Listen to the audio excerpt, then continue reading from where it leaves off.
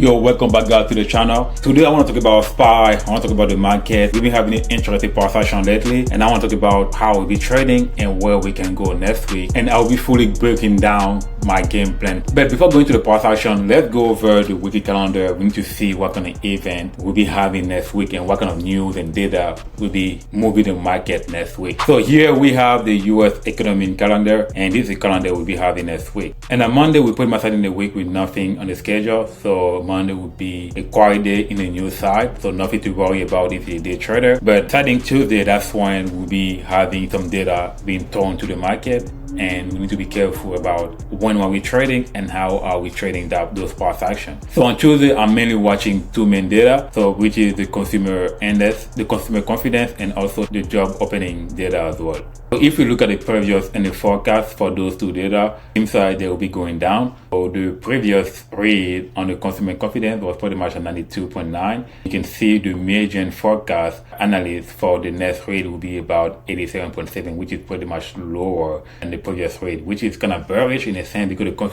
the consumer confidence is all about how the consumer feel about the whole economy. And if the consumers are worried about the economy, meaning the consumer confidence data going down, that means the consumer will be spending less money. And you don't want that in the economy. You want the consumer to save money, spend money that actually boosts the economy. On the job opening side, we also see the data going down as well from 7.6 million to 7.4 million. We'll see that's the forecast, right? They're not actual numbers. It's an idea about what kind of data we'll be having. And so far, it seems that both are pretty much going down, which is kind of bearish for the market. Now, Wednesday, we have even more data. So this week is going to be a busy week, right? So if you're trading, you need to be really careful because it's going to be inflation week. And when we talk about inflation week, when about already volatile day, and this specific week, inflation data will be coming out on Wednesday. And this specific inflation data is one of the most important inflation data that the Fed love to actually pay attention to, which is the PCE data and the cost PCE in general. So on Wednesday, it's going to be really an interesting day.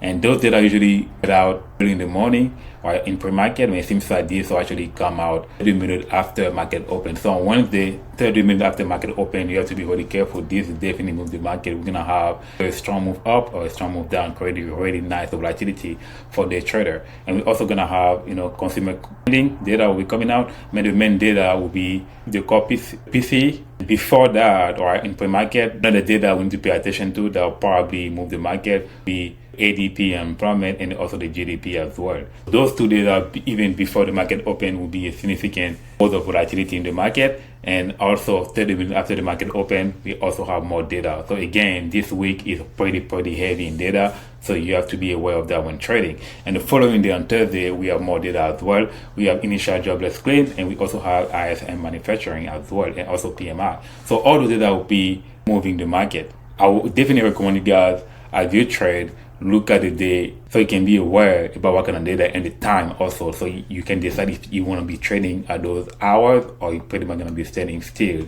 and not worrying about the market. And lastly, on Friday, we pretty much have even more data that will be moving the market, which is non-farm payroll and unemployment as well. So anything about employment will be releasing on Friday as well. Pretty much will be moving the market. So next week is going to be a busy week, right? A lot of people make money. A lot of people also lose money as well. So in those weeks, what I like to do, I like to play defense. Man, you know what? Let's go over the chart and talk about my game plan and where I see SPY going based on all the data and how I'm planning to trade this SPY action. I'm currently on SPY right now, and I'm currently on the weekly time frame, and we're pretty much having a nice, beautiful price action on SPY.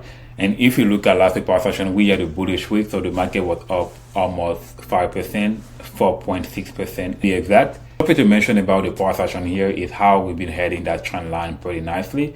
As you can see here, we have mutual bounce on that trend line. We have a bounce right here, we have a bounce right here, and here we're actually trying to break that trend line. We actually broke it, right, and we have a strong bounce or the reversal. And if you've been following my analysis on SPY, talk about this specific zone that we have here from 480 to 460, right? That zone right here is pretty much a strong buying zone that I'm looking to see if the price action will come here. It'll probably be a big barrier at that level, but we didn't really get there. We pretty much defended 480 pretty strong buying pressure.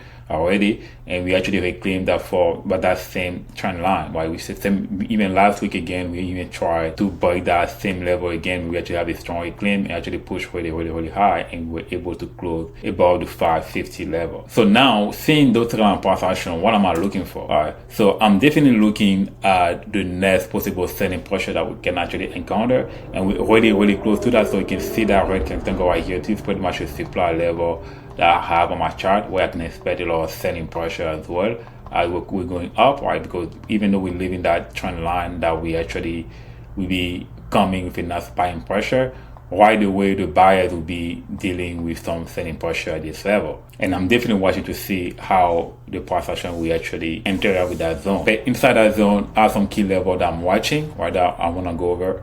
And one of the key level I'm watching inside that zone is the 450. So I think the price action have enough room to go to the 450 with about 10 points from where we are right now.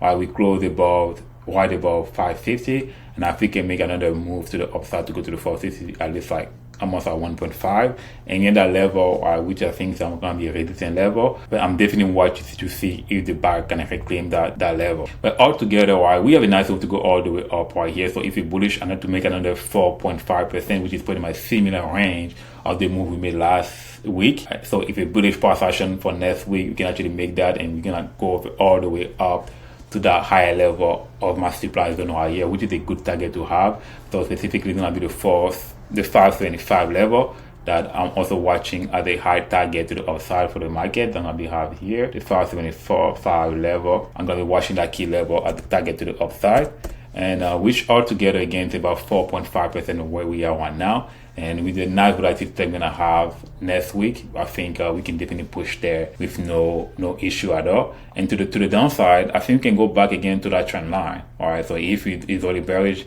pretty much go to that trend line and try to break it really significant, and even go back near the 520, because I think if the price action is really bearish, it's gonna be really aggressive. So if we go back from where we are to where we opened last week, it's about 5.2% or 5.3%. And I think it's only possible that we can get there if the buyers are not strong enough to actually go and reclaim the 550 for a push to the 575 level. So that's definitely what I'm watching on Spire here. So that's the main view on the weekly time frame. But if we go into the daily time frame, that's what it looks like right here.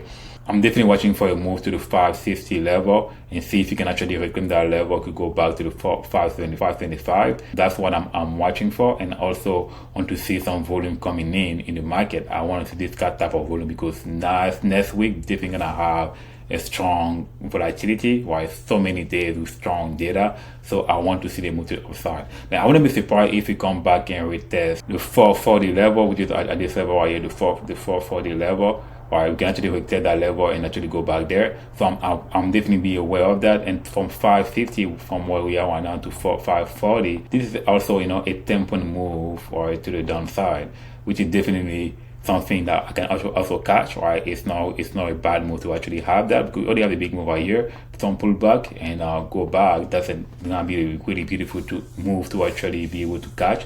So I'm also aware of that. But definitely, if you have the pullback, you want to see the 540 hold. So if it doesn't hold, that's a bad sign, or a more bearish sign that we can actually easily go back to that trend line.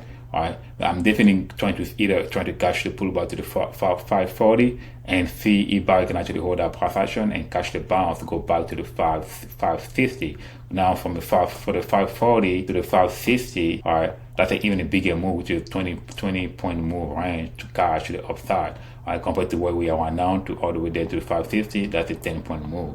Right. So if you come back down here, it become more aggressive, because now we have a 20-point move range that we can catch. That's mean more profit, more higher profit margin, and that's what I'm looking at. But if you come to the 540, but the sellers are more aggressive than the buyers, we're definitely gonna break that, and we can go all the way down to the trend line, go near the 530, and even break the 530, go to the 520. Like easy, and retest that level as well. And if it's even more bearish, go back to that same low that we have here, 510.